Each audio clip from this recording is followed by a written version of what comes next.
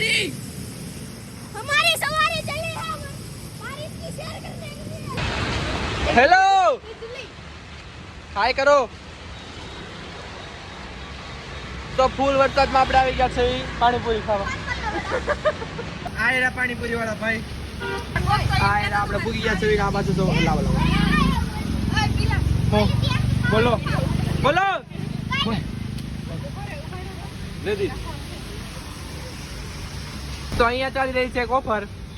ચોમાસામાં જે આવશે એને 6 પૂરી ઉપર 1 પૂરી ફ્રી સાચી વાત ભાઈ સાચી વાત ખોટી વાત